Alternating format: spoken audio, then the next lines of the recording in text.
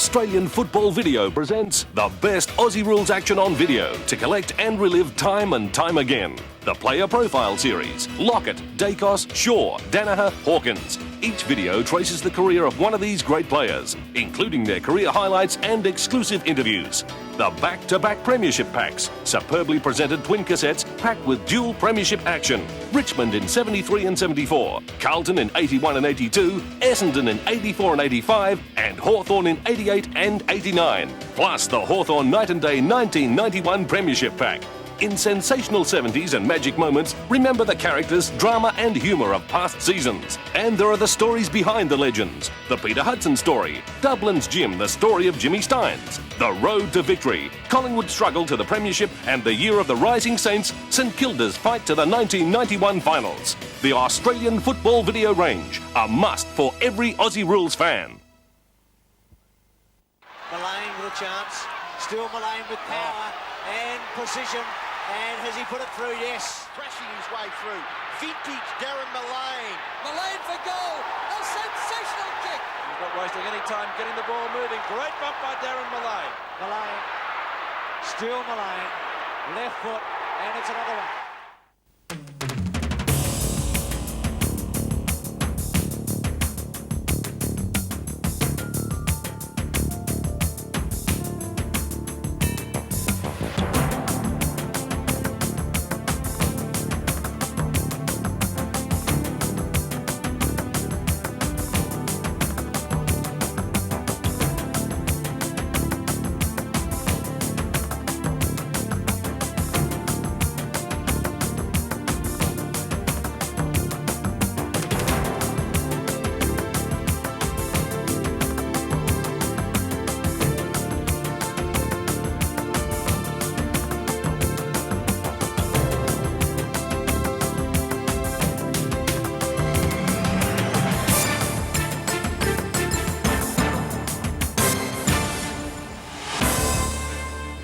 Darren Millane needed only to go near the football for the crowd noise to build and for spectators to move on to the edge of their seats. On the ground, he was a dynamo, single-minded and calculating, strong and aggressive, but with tremendous skill. He could turn a game with a shirt front as often as the spectacular mark or goal.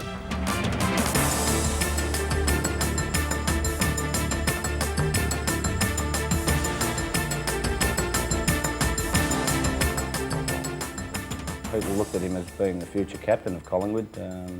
He had a few things off the field which didn't help the boy, but he was, on the ground, he's just a great example. He trained very hard. He was always fairly fit, and I just believe he was a bloke who could inspire the team at certain periods of a game when we were down, and he could really turn a game around and matter of fact, win it for us off his own boot.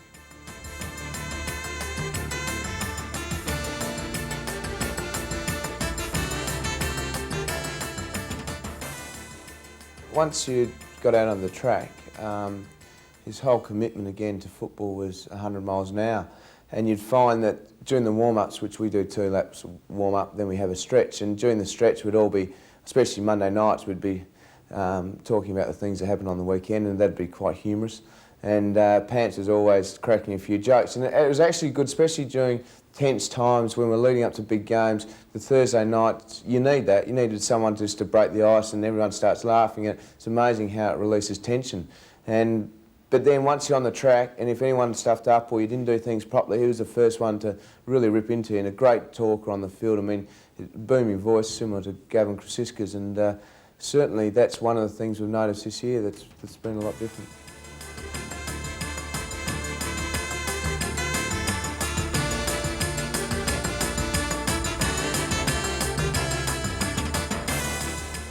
I think it was the combination of his mobility and his strength and spring for a guy of his size. I mean, he was 6'1". He wasn't quite a key position player. He wasn't quite sort of big enough and strong enough to be a key position player. But as a winger, I mean, he was a big, imposing winger, something in the mould of the Robert DiPomenico at Hawthorn over the late 80s. They're just a big, strong wingers, and the standard winger was a much lighter built player. And I think when Millane went and played on the opposition winger, I mean, all of a sudden that winger I don't think felt too comfortable. He had that sort of aura I think, about him that made him fairly imposing on the field.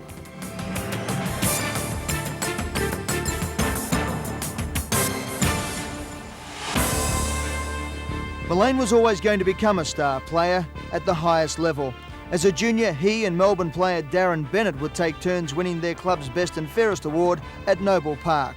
I think he pretty well showed right from the word go. You know, every year he either won the Best and Fairest or he's runner-up, or, you know, with me tutoring, how could he go wrong? I mean, I blazed the trail for him and he just come along after. No. Made it easy for him. No, in all seriousness, he was probably one of the best junior footballers I've ever seen, I think.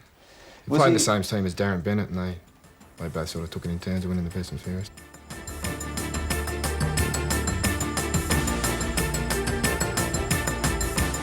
By the time he was 18 years of age, Darren Millane was already captain of VFA club Dandenong, where he learned what it was all about to play with men. And while many remember his play for the way he intimidated the opposition, Coach Lee Matthews believed his skill was his major weapon. The hallmark of his game, I thought, was more the spring and the life that he had when he was playing well. I mean, he was very strong overhead, and when he was able to leap at the ball, I mean, he really did have a lot of power in a standing start leap. Mind you, the intimidation factor certainly came into play. It wasn't so much what I would regard as the punishment that he handed out to opposition players. It's more, he wasn't a player that the opposition fooled with. I mean, if there was a player regarded as a bit of a weakie on the other side, I'm sure Pants wasn't one of those. So we always had that respect from the opposition, not to fool with him. But you know, he was big and strong, but I don't think that was the hallmark of the way he played physically. It was more the pace and the spring and the leap for a guy of 6'1". I think that was more the things I remember about him.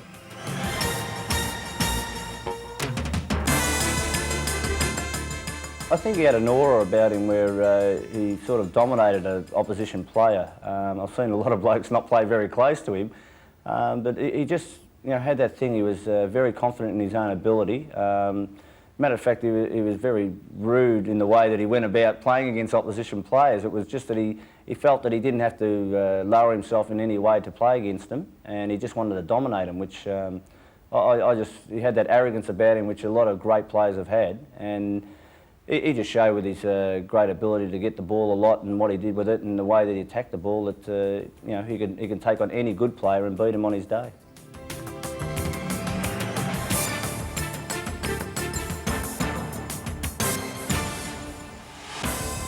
He had an intimidating presence on the football ground, didn't he? Yeah, it did, and it wasn't throwing fists around. It was just you know, the way he went at the ball. A few words were said. Tony Shaw's one of those guys that does talk a lot out in the field, and Darren would only have to say a few words, and just the size of the guy and the presence, he didn't have to really throw his fists around or do anything like that. He made people think.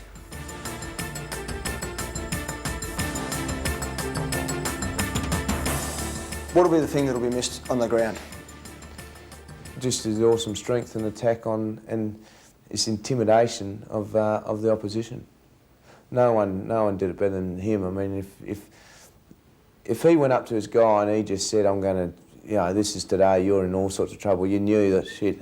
Something's going to happen today. I'm not going to get an easy kick, and if he's behind me, he's going to knock my block off, or the ball's in between us and him. There's no way he wouldn't just crunch them. And that sort of intimidation presence on the field is something that's got to be taken up by other players on the field. That will be missed. But again, you'll find someone else will do it. That's part of footy. Millane was a deep thinker about his football. He enjoyed planning and executing team tactics, but even more so, he enjoyed dominating the opposition physically, but even more so mentally. Yeah, he used to pick out his weak links and say, you know, he knew he could put it on a bloke and really dominate him from the outset. And then it wasn't just physically, it was mentally too. And he's had that all the time. And to me, I believe that he's one bloke who could go out in the field and get the crowd involved in the game the way he played it. And not a lot of people can do that. I think Peter Dacos is another one. But Pants had that ability to just control the game in his own area on the field, and a lot of people just watched it and were in awe of his ability, I think.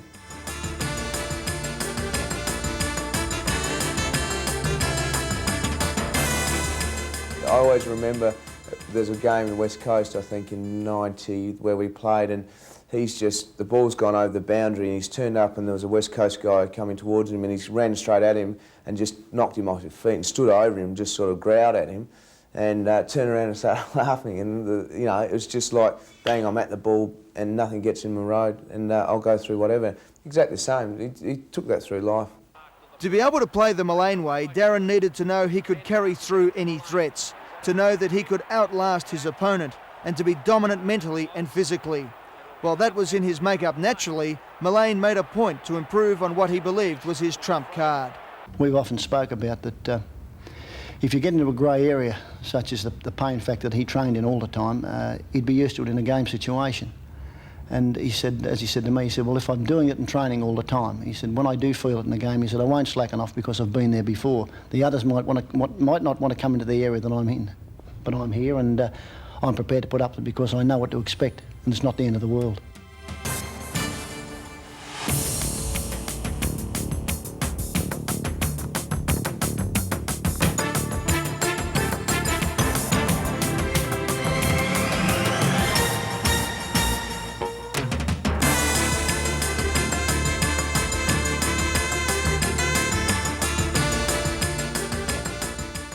Just competing is big enough for me to get myself going, and you know, the atmosphere playing out at Collingwood is great, and if that doesn't get you going, nothing's going to get you going, really.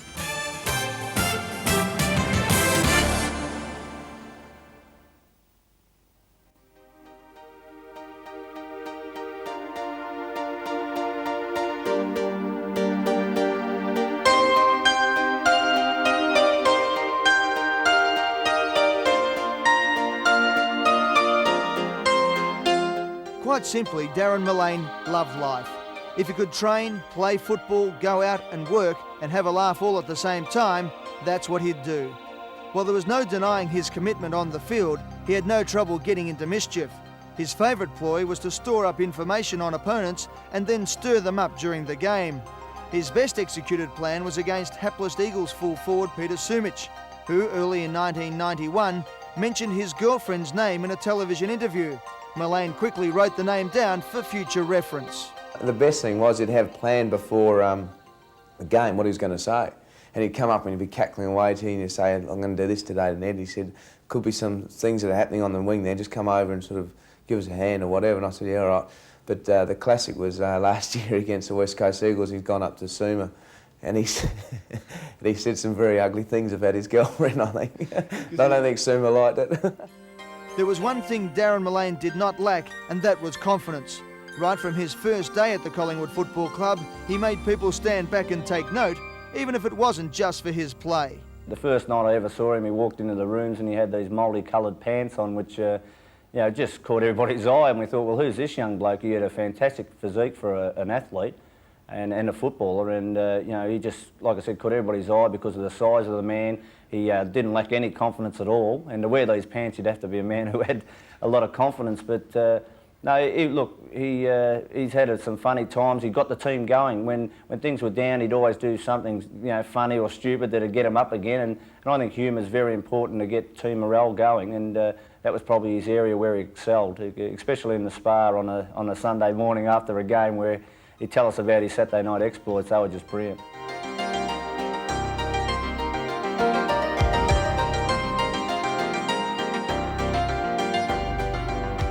If there was one night that Darren Millane made his own, it was the Copeland Trophy night, Collingwood's gala Best and Fairest Awards ceremony.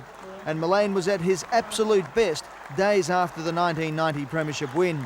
Resplendent in his tails and cheesy grin, Millane received the huge ovation from the Collingwood fans, and despite playing the final series with a broken thumb, was feeling no pain at all. Mind you, his voice was not bearing up all that well to the strain. Firstly, I just like to thank all the players. I sound like Greg Kelly. But I'd just like to thank all the players. It's been obviously a great year for us, and I'd like to thank a lot of people. I won't mention anyone individually because I'm scared to forget someone, but where's Banksy? Later that evening, Millane was runner-up to captain Tony Shaw, despite the broken thumb, and missing 3 games through suspension. I've always wanted to do this. I've got a speech here. Actually, it's just a blank bit of paper, but I thought I'd do it anyway. On you, Dazza. I'd just like to congratulate all the winners here tonight. Tony, congratulations. It was very, very exciting count that one. I shit myself. It was the perfect forum for Millane, surrounded by his teammates and family and his beloved Collingwood fans. Millane loved being the centre of attention. It came naturally to him, and sometimes it was his charisma that brought him undone. Because he sort of holds court wherever he goes and he's a centre of attention, you're always going to get some idiot in the crowd who'll come on and he'll just try and niggle you until eventually you crack. And Pants wasn't the sort of bloke to back down with anything. And you'd find we'd go out and, especially around, and then the media side of it would pump that up even more. So they'd say, oh, there's Darren Millane. You know, he's a bit of a hothead, whatever. But he wasn't. He just got, a lot of times, these guys would say, and you get them all the time, they'd get you in the corner and they'd just go bang, bang, bang, until eventually some guys walk away from it. Pants never walks away from anything. He snapped. And I think that was an unfortunate thing, that then the press would get hold of it and blow a lot of things out of proportion because it was with Collingwood. But just, again, it was just the sort of bloke he was. He did it and he made sure he did it properly. While other times, maybe he should have been whacked back into line. Up in Sydney there that we had, Darren and I stayed up there for the weekend with a couple of other friends of ours, and anyway, he took along with him these elephant underpants, and as you know, the elephant underpants with the trunk at the front. And we were doing a pub crawl actually, and every pub that we went into, and we'd make sure that the girl served us. Darren had asked for a packet of peanuts, and of course the girl would oblige, and she'd turn her back, and as soon as she'd turn her back, Darren would pull his pants down, and he'd have these elephant underpants, and he'd kneel on top of the bar. The girl would turn around, she'd blush, and she'd have a great old laugh. The whole bar would start laughing. It was just that sort of thing. He'd get the whole bar, you know, talking about it, and he did that all weekend. She said, "What did you want the peanuts for?" "To feed the elephant." You know? At the start of the 1990 season, Millane set up his city base at Craig Kelly's house, along with teammate Michael Christian. The result was an assault on the fashion houses of Melbourne. We'd have some really funny times. Probably the first few months we started to go out a bit together with Chriso. There was a change in his dress sense, and Chriso and I always liked to have a little competition on who'd have the brightest tie and everything else. And this one night we decided that Pants decided he wanted to be part of this as well. So we've all got the loud ties on, and we've gone to the boardwalk. Then I think we went to the tunnel. We ended up getting home about 5. All of us didn't bring anyone home, which was unusual for Darren. And Darren never wore a tie again when he went out. It shattered him. So that was the end of wearing the bright ties. But ever since that sort of day, he started to wear the really loud shirts, and they got louder and louder until eventually Chris and I we couldn't compete with him. The man was too good with his shirts.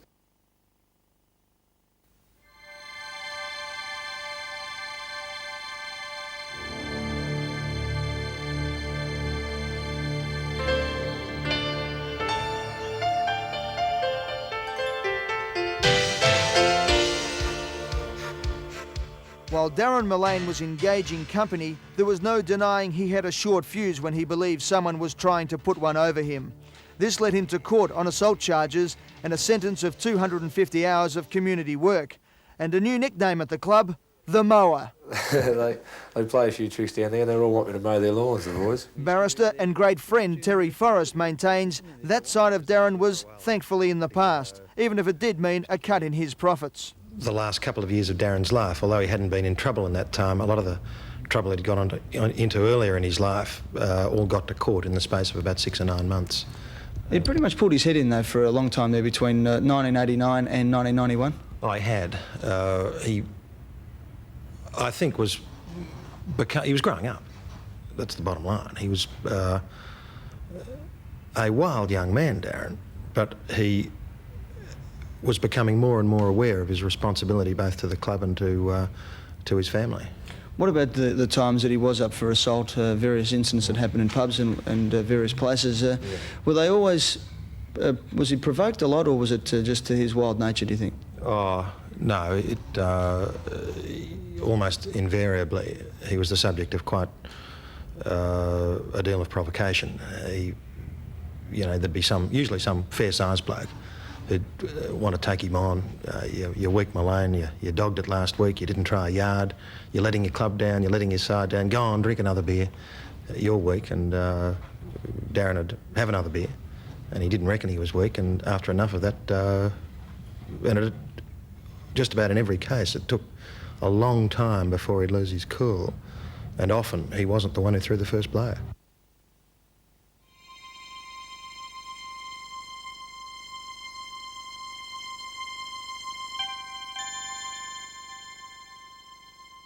One of the most talked about off-field incidents in football history came the night of the last game of the 1991 season against Geelong, when after a big night at the Tunnel nightclub, Millane and best mate Dennis Banks jokingly jumped on a bus and started it up.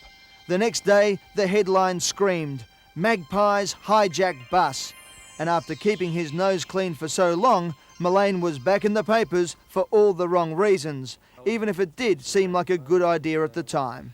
Oh, it was just a bit of fun. It was at the end of the season. It was a disappointing year for me, and it was disappointing for Darren as well, because we didn't make the finals. We had to beat Geelong, so it was the usual end of season drink, and we had a great night. You were with us, of course, Eddie, for most of the night, and not for the last bit though. Fortunately, you weren't with us for the last little bit, but yeah, we jumped. The bus was just sitting there, and we were both sort of pushing for a laugh or whatever at that time of the morning, and I jumped on the bus and started her up, and which is, wasn't the right thing to do, but there's no nothing there that I didn't want to cause any harm or anything like that. It was just for a laugh, a practical joke, and jumped on, started the bus up, and getting the wipers and things going, and fiddling around with all the knobs, and end up rolling back 6 inches, and then we're beeping the horn, and Darren goes, "Oh, what's this lunatic doing now?" And Darren jumps on, and he's having a good old laugh, and he was trying to shuffle me off the bus, but we were having a laugh along the way too, and yeah, it was a funny old night, that one. Do you think the publicity afterwards, and it was pretty adverse there for a while, affected Darren? Was he a bit disappointed because he kept his nose clean for a fair while and had done everything right for everybody for 2 years or so? Yeah, well, it wasn't Darren's fault. I was the one that got on the bus, and I really had nothing to do with Darren. But all of a sudden, Darren was in the media again for what it was, which was a practical joke, and all the publicity that went along with that, like the assault and things like that, which didn't happen. It was just totally blown out of proportion, just to sell papers. The Sunday morning brought one of those phone calls for Terry Forrest. I was lying in bed Sunday morning, and I got a phone call, and his voice on the phone's a familiar voice. Terence, you there?" And he always called me Terence when he was in strife, Darren. It was always Terry when he wasn't in strife, but when things were a bit tense, Terence. So I said, "Yeah, g'day, Darren. I thought you'd be at church." And he said, No, mate, have you got your law books there?" And I said, "Oh, what's the trouble, Darren?" He said, "Oh, look, Banksy and me, we want to know what's the penalty for pinching a bus." I said, "Don't do it, son. Don't do it. Pay the fare." And he said, "Oh, mate, it's done." So I arranged to see him later in the day, and we sorted it out from there. Despite the banter, the bus incident had a serious side effect on Millane. His cherished dream to captain Collingwood, he felt, was gone. As well, with a good behaviour bond current, a conviction would have meant jail. He'd make light of it. He wouldn't want you to think that it affected him, but it did. Had he have been convicted, and I think that's a moot point, but had he have been convicted, he would have breached his bond, and obviously that would have caused us all some concern.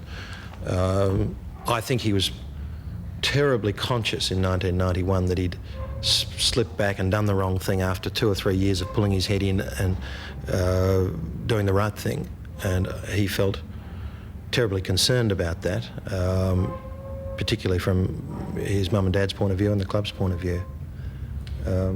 More than for himself, really. It didn't worry him in terms of the image that Darren Millane projected. He was more concerned for the people who loved him than for himself. think it was proven to be a fairly beat-up incident, you might say. I mean, it was over the top Lairising, and okay, you can't sort of condone all that stuff, but I think it wasn't one of the more serious things, but it was certainly embarrassing for him and all around him, and you know, those things that can happen, I don't know, in those kind of situations, and then they're reported in the cold light of day. Yeah, I mean, it wasn't a pleasant time for him or anyone else, I think, at that point. But yeah, that just happened. That's gone, come and gone. I think it was the end of a disappointing year for us all, and they were just out having it. I mean, it was the last game of the year, and Banksy obviously knew that he was going to retire.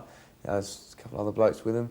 And they had a good night, and then, you know, something that was going to be a light-hearted joke turned into something pretty serious, and it was seen by the club as that really said everything for the whole year. The club had something to say, right, well, this typifies what happened this year, we've got to do something about it, and Lee brought us all together, and they pointed the finger at Pants, and it really did upset him, and I think that spurred him on to the whole training bit with Gilesy and doing the extra work, and you know, he was pretty close to Fenwick, as everyone knows, because he was doing a lot of training down there at the gym with him there, and hell, he was fit, and that was the sort of, he was saying, right, well, I did make a mistake, and I think he accepted that, even though a lot of it was blown out of proportion with the media, but he was getting down and doing the business for this year. And those who felt it most were those who was closest to his family, particularly parents Bob and Denise. Oh, it was very hurtful. I mean, I'm a fairly quiet person, but I did get into a lot of, not arguments, I suppose, debates with people, because I said, you just don't understand that, you know, it's not all what it's written up to be in the papers. Bob, what about yourself? I mean, you used to get out with Darren a fair bit, teamed up a couple of times too, I suppose, but a lot of it was blown out of proportion. Was it very hard for you to to keep reading these things? I think number one, because it was Collingwood, and everything that involves around Collingwood is always blown up, and then to become Darren Millane in Collingwood. People in the press and that just love to grab hold of things and blow everything up. You know, it wouldn't matter, but especially Collingwood and Darren Millane in the finish, it come that way. But people don't realise that there was a lot of no truth in, you know.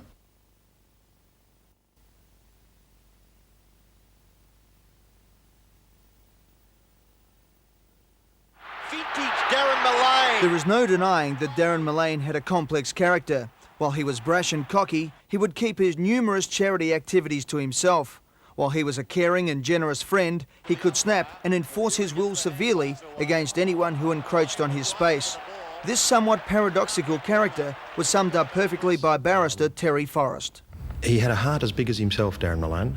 He's one day at Paran, another bit of court, surprisingly enough, we were going, to use the vernacular, just ordinary. And an old woman came up and said, look, I'd like to give a bit of evidence on Darren's behalf. And I didn't know what she wanted to say, and I was busy, and I probably was a bit brisk with her. But I said, look, what can you say? And he said, look, I look after half a dozen disabled people out at a home in Springvale. And he came out 3 years ago to see them once at the club's request. The club asked Darren, and he came out. Every 2 weeks since then, he's kept coming out. He's arranged tickets for these people to go to the football.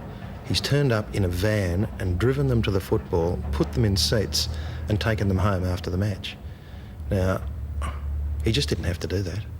That was above and beyond the call of duty. That side of him impressed me enormously. I really liked him. He was a very funny bloke and loved a good time, but he had a heart as big as himself, and he was very close to his family, and his mates were his real mates. With champions, you see it in them in their performance and the way they carry themselves. They have this inner strength to be able to bring it out of themselves under crisis, and he had that. He exuded it, and you see it with a lot of, as I said, a lot of sportsmen. But he was an exception to the rule. He just exuded it all the time. The one thing that always sticks in my mind is that it doesn't matter where you took him, he could fit into nearly every situation, and everyone by the end of the night would be laughing with him. Like, a very humorous man, and we've had some very funny times at my house and out and about and also on the field.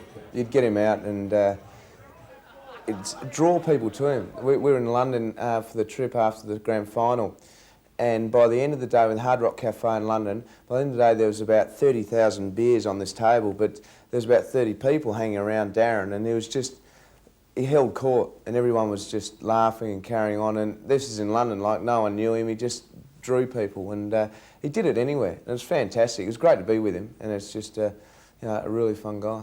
He's just such an in-depth person that no one ever really knew what was going on in his head, but a champion bloke. I think that he was a little bit of a villain, you know, but a lovable villain. He always had a twinkle in his eye, and when he'd come into the rooms, there'd always be a new environment straight away. When he'd walk in, there'd be a bit of action, a bit of nonsense, a bit of talk, and always a bit of cheek to myself and others, but of course you took that because he knew what it was all about, and I think those are the little things that pleased me. On the field, he's great skill. He had enormous skill, and of course strength and courage and leadership, and those aspects of his football were very, very pleasing to me. Coach Lee Matthews takes no nonsense from his charges and was close to Millane in his relationship off the ground as well as at the club.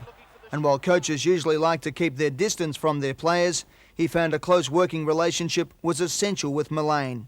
I think it was critical, to be honest. I think Darren was one of those people that didn't... I don't think he sort of respected instant authority straight away. I mean, I think you had to work with him.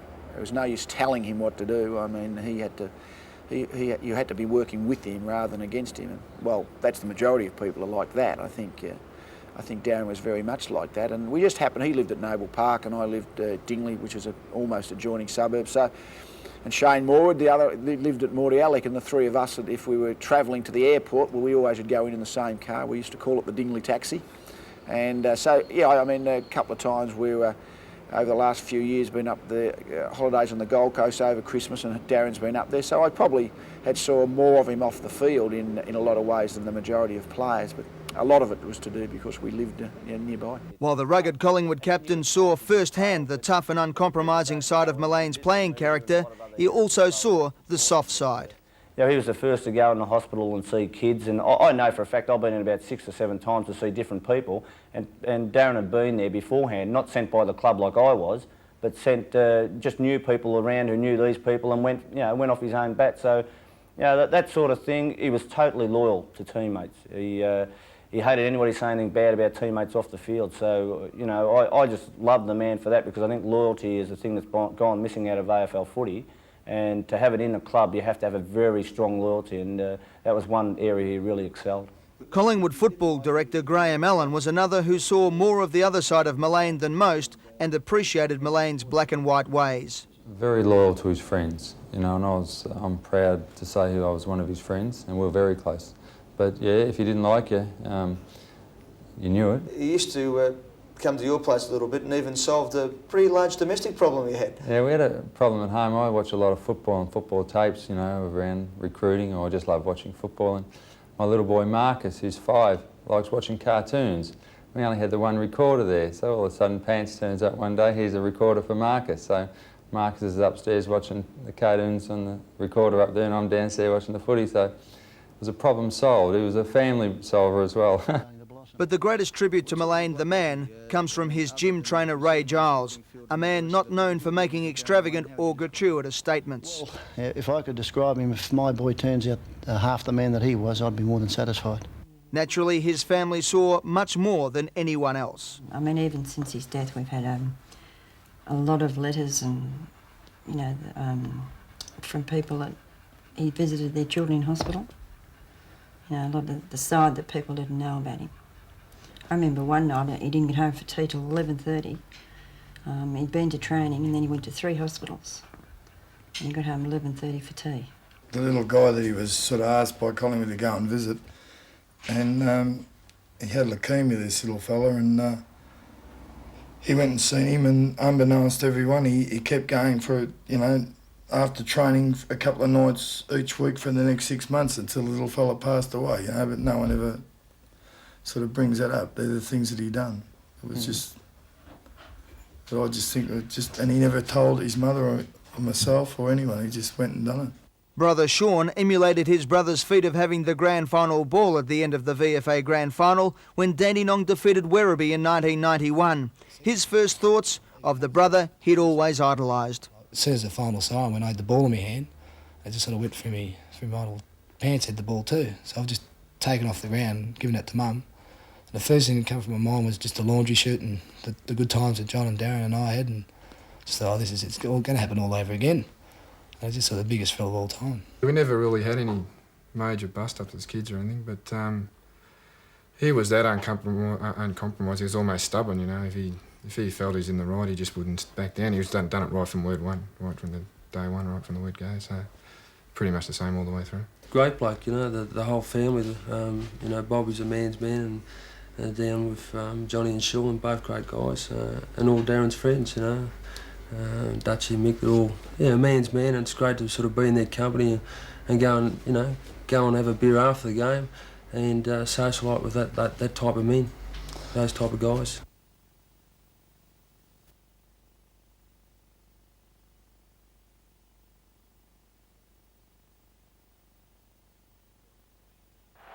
Darren Millane can still speed down the flank.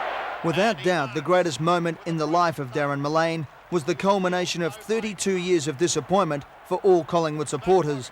The moment when the TW Sharon was thrown towards the heavens when the final siren sounded and Collingwood had won the 1990 Premiership. Not only was it the realisation of a dream for all at the club, it also meant the end of a month of agony for Millane. For the entire final series, Millane had played with a broken thumb, going through excruciating pain for the entire time, as his hand would be put in plaster during the week, only to have his thumb snap again the first time he'd go for a mark on the Saturday. In an exclusive interview before the grand final, Darren was still trying to play down the pain. No, it's just, it was a bad sprain. I think. I don't know what they reckon it is, but I suppose marking's been the hardest thing to do, and you know, marking has been a big part of my game during the year, but I suppose with this week's rest it'll be 100%, you know, it'll be a lot better for the grand final, so it should be all right. It was a case of, as he always said, you can't go in the water without getting wet, and pain was a factor that he always dealt with, and he knew that it was a collision sport he played, and he was prepared to take all the knocks that he had to take to get the results it required, and he proved that in what he did by going on and winning a grand final with Collingwood. What about his the thumb? You used to strap it up as well. How did you go about doing that? Well, it was very, very difficult because of the injury that he had. He was in excruciating pain with it, and especially after the game. But Darren, being who he was, he just laughed it off like everything else, and we just got on and did the job, and he knew the job he had to do each week. I've been proud of everything that he's done. That was a great night, yeah, you know, for the way he played with a hand, and he played for, you know, quite a few weeks with that hand, and people just don't realise how bad it was. The 1990 grand final, when he, you know, broke his thumb there, the pain that he went through, knowing that, you know, I broke my wrist probably with 4 weeks to go, and I needed, you know, 5 weeks at least to sort of get over that. And I said to Darren at the time when he did it, and I sort of said to myself at the time, here we go again, Collingwood's got that bad luck again, coming to a final series. It's just, we couldn't go into a grand final without Dasher and expect to win. So I sort of said to Darren, well, there's no one who can play with that. You just have a, you know, 4 or 5 weeks off, give it a chance to knit a little bit, get injected and play on grand final day. But no, he had to play every game, which he did, and it was just amazing courage to go through week after week and eventually play a great final series with that injury and play so well and be such an influential player grand final day. That was probably the most outstanding thing I think I saw of Darren over the years. That was probably the most courageous thing I've seen in football. You know, he was in great pain. When he did it, the doctor said, you won't play. That's for the series, you know, and he just wouldn't believe him, and he was that strong. He went and got the hand tape specially, and the agony he was in after the game, taking that tape off, it was just, you know, excruciating, and it was just a fantastic effort.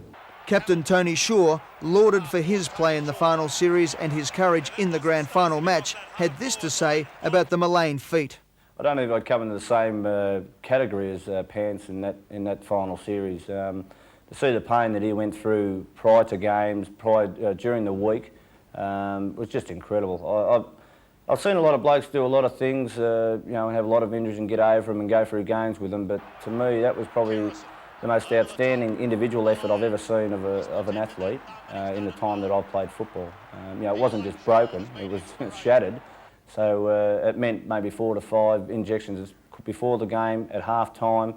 You had to top up all the time because the pain was coming back, and then to get it strapped so you can really hardly use it. And he was really one-handed the whole series and still played some great games. You know, I'll never forget it, and I think the inspiration that he showed was just everybody else wanted to do it, not just for Pants, but just for each other. And to have him there and to go through all that pain and show that he was willing to do it for the team was just a fantastic thing to look back on. The 1990 final series was just something else for Darren Millane, the courage he showed out there on the field. That's really what I think mental courage is all about. When you know that every time you handle a ball it's probably going to hurt, painkiller or not, and do it anyway. And that's why I just feel that month was the absolute peak of his play as a footballer, I think. Do you think that it was one of those things where the pain was there and the importance of everything was all around him, and he was able to lift himself mentally to a new peak in his play? Yeah, I know. He had enormous capacity to focus on a task and follow it through.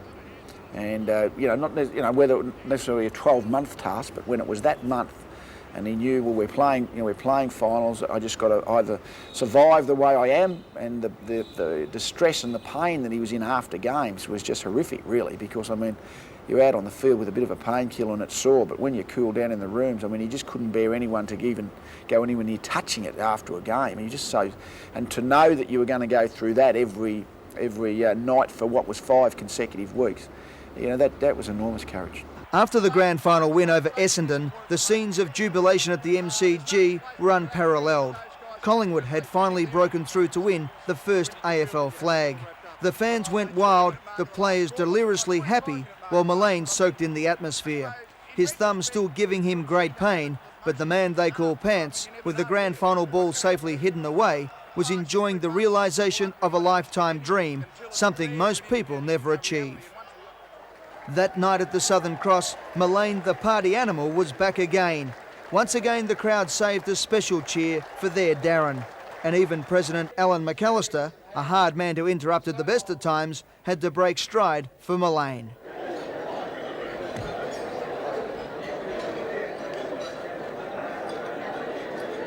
This is my friend Darren. He wants to know where he's sitting.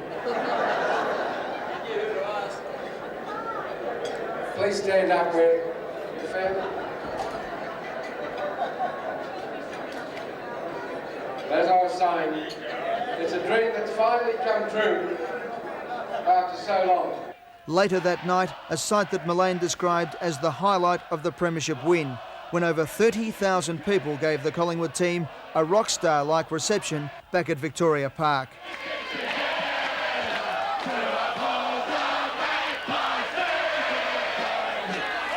And Millane led the way. Next day, and it was Millane who again led the chorus. In fact, Pants did not let go of the Premiership Cup for the entire Sunday. President Alan McAllister had to enlist Dennis Banks to spirit the cup away when Millane finally fell asleep late that night. But even in such a moment of self-gratitude, Millane had time to look after a young boy lost in all the chaos.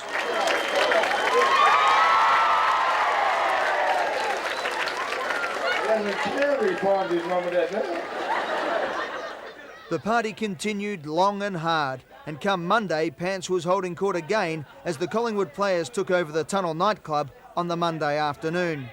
Darren and brother Sean were no longer feeling any pain at all. Well, I don't know how bad a broken thumb can be, but it was all right, it was just a bit awkward, that was the main thing. It's hard to mark and grab the ball itself, but it's been pretty good. And you got the cast in the shape of a can on Saturday? Yeah, I got the cast put on. I told the doc I want to fit a can in there, so it's all right now. What about the feeling when you had the ball in your hands when the siren went and threw it up in the air? How was that? Oh, well, it's hard to explain, but there's no way knowing that I was letting the ball go. Later that night, with a very nervous news director watching on, the Collingwood boys decided to try and outdo me by reading the 10 Eyewitness News report. After Millane was finished, two things were clear. His spot on the Collingwood wing was safe, and so was mine on the Channel 10 news desk. Well, we showed that Collingwood is the best team in the AFL on Saturday. In the States, San Francisco 49ers created a record today by winning their 12th game in a row. It was all such a joyous time, where the emotions were natural and unsuppressed, where bonding friendships were made, where for Millane, his month of agony and years of training had been made all worthwhile. 1 year exactly after the joyous Sunday celebrations at Victoria Park, in a dark, cold street in Albert Park, the life of Darren Millane ended. After travelling to the country for a wedding, Millane had decided to party on at the tunnel.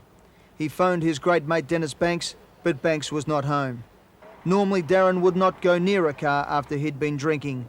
On this occasion, he'd had too much. His judgment was not there, and after falling asleep at the wheel, Millane clipped the back of a truck and rolled his car. He died instantly on October 7, 1991. He was aged 26. A record number of tributes filled page after page in the Melbourne papers. Collingwood fans broke down as the news hit the airwaves. Teammates were stunned, his family and friends devastated. All football fans experienced a feeling of loss. The support was unbelievable. Do you think that showed the measure of a man that he was? Well, I didn't need that support to show the measure. But the measure's always been there, but yeah, it was great, yeah. I think, like the inner circle, if you were the people that were in the inner circle, so to speak, I mean, if there is such a thing, Darren is a completely different person to the people that idolised him and that, but there's definitely, you could just tell that people just loved him, just the way they turned out. I don't think you'll ever see a funeral like that again. Never happened. To see everyone there was just sort of an indication of what sort of a bloke he was. And I was sort of thinking back now, you think, well, he would have liked it big because he was always doing everything in a big way. And so it was just a good way to salute him. I got a couple of phone calls and I thought, someone's been being a real idiot and mucking around. It wasn't until, Shorey rang me and then Gubby rang me and, I've never really lost anyone close to me. Luckily, touch wood. Hopefully I don't have to go through that again because it really is no one, you can't describe it. I mean, a lot of the supporters were crying, carry on, but someone really close to him, you don't know how to explain it. It's just a great loss. An accident that takes someone's life's a shock no matter what. But Darren was one of those people who was so full of life. I think it is still very hard for people to imagine him not there. I think many people that know him well still almost expect him to walk in the door. Because he was so full of life, even harder to imagine someone like that gone. And I think that made the shock even greater for most people who knew him well. I had that much respect for him as an athlete and as a person, and it's a tragedy that people are only going to see him one way, which I don't really know how he was. And I know for a fact, being so close to him for 8 or 9 years, that he was a fantastic man. That was the worst day of my life when I had to go down there, view the body, and that was a bad time for me for a few months. Yeah, and I miss him, and we all miss him. At the Copeland Trophy that week, the night Millane had made his own, the feeling of grief and loss was tangible. His number 42 Guernsey was retired, a perpetual trophy in Millane's honour was struck, fittingly for the most inspirational player. It was won by great friend Gavin Brown. Because Darren Millane's name's on this trophy, this will be my most precious award that I've ever won, and it will go in the front of everything I've won. However, in Collingwood spirit, John and Sean Millane and Magpie skipper Tony Shaw called on all Collingwood people to once again be inspired by number 42. As players, if you don't get goosebumps on the back of your neck, if you don't get any inspiration from what his name, well, I don't think you've got the character that you should be around our club anymore. Thank you. At his funeral at the Dandenong Town Hall, people began assembling at 5 a.m. It was one of the biggest ever seen in Melbourne. His fans, his family, his teammates and friends all joined to say goodbye. As his teammates formed a guard of honour, and with the strains of the club theme song in the background, the crowd could not help but acknowledge their champ one more time.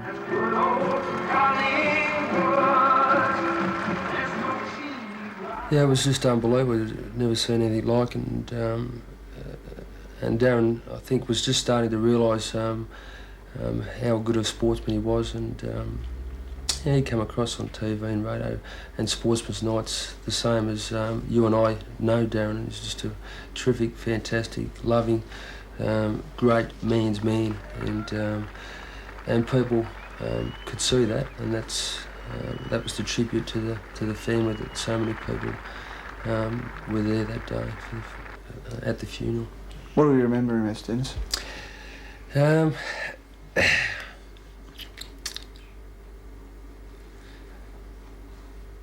Just I don't know, just a great friend.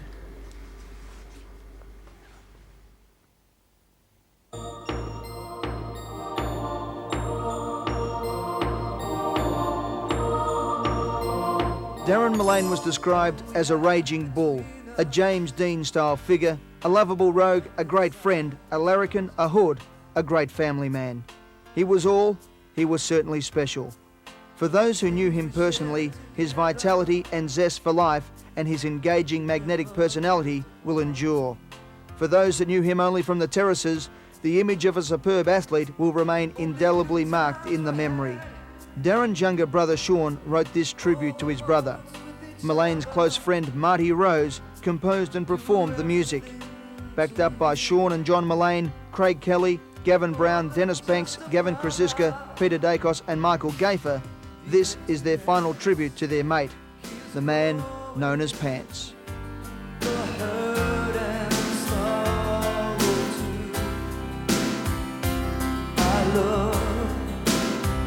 But you're not with me. I just don't know what to do. The emptiness keeps growing. The hurt and sorrow too. I love, but you're not with me. I just don't know what to do.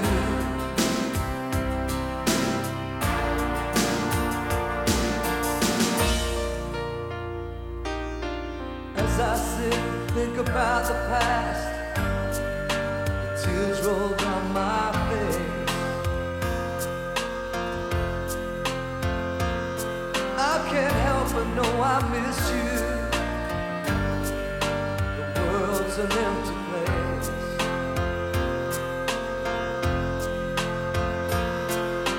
Try my best to live each day, but without you being there, my joy's no longer full, and my heart's completely bare. The emptiness keeps growing, the hurt and sorrow too. I love, but you're not with me. I just don't know what to do. The emptiness keeps growing, the hurt and sorrow too. I love, but you're not with me. I just don't know what to do.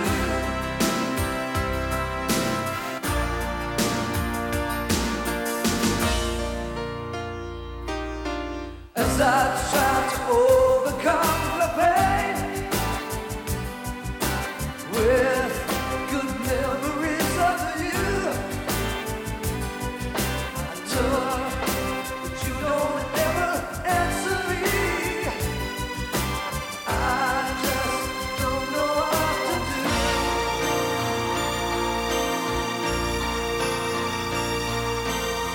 love for you is everlasting, and yours for me as well.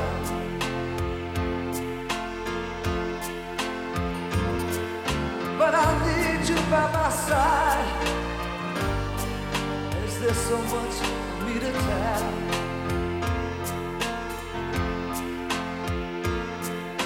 But now it's bottled up inside and forever saved for you. So till we meet again,